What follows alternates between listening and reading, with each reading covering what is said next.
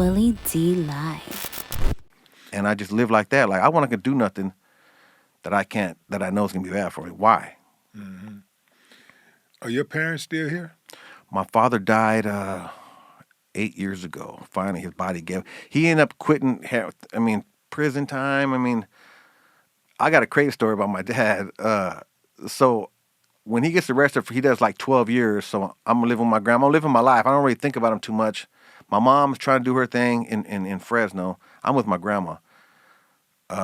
Then I come to Texas. I blow up. I got a fucking Sugar's the number one song on the radio. And I ain't talked to my dad in like 10 years, right?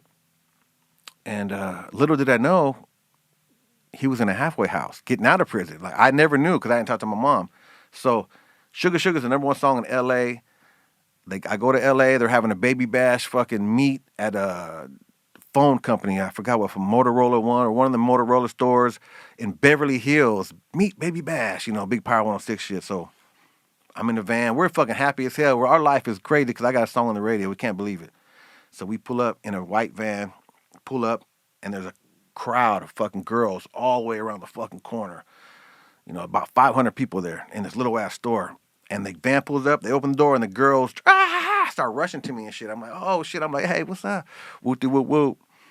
And then we're in the middle of all this, I hear someone going, hey, bud, hey, Ronnie, hey, get off me. And I look, and it's a security guard, got my dad like in a chokehold, right? I'm like, what the fuck? Is that dad? I'm like, let him go, right? I'm like, what the fuck are you doing? He's, hey, bud, he's all happy and shit.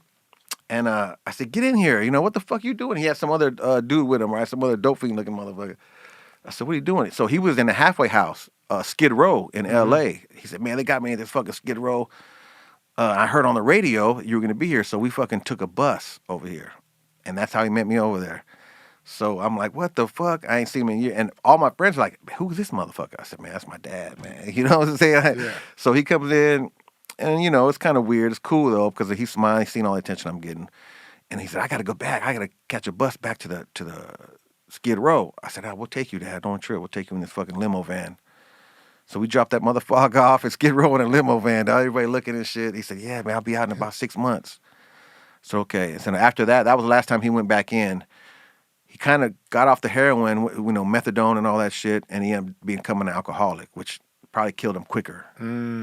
So, it was just, he just needed something, I guess. But at the end, we end up getting on good terms, and I'm good for that. I just wish my grandfather would have seen my success. It's my biggest regret is my grandfather not seeing my success, man. Like, I cry about that every once in a while. When I think about him, I'll just tear up and just think like, God, out of everybody, my fucking grandfather worked the hardest, and everyone took advantage of his fucking hard work and money, and I proved it that I could make it, but he didn't get to fucking see it.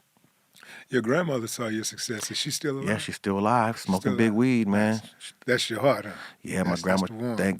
Thank God for my grandma. She has dementia right now. She's going on her third year, but the CBD and the shit's helping her a lot, man. It's crazy because she was gonna die. She wouldn't eat. The appetite pills they were giving her from the doctor wasn't working. And we're like, oh, she weighed like 90 pounds, right? And we're thinking, oh, and I said, fuck it, I'm gonna give her some chocolates. And I started giving her some weed chocolates. Next thing you know, she's eating. And now she's still with us. 2 years later, she's still with us. Can she recognize you? Yeah. I'm one of the very few people that she still, hey, right. Sometimes she thinks I'm her brother-in-law. Sometimes that's my brother-in-law. Sometimes, I don't know. They say dementia makes you kind of wiggle woggle, but for the most part, me and my mom, she pretty much recognizes us still, which is dope at 93.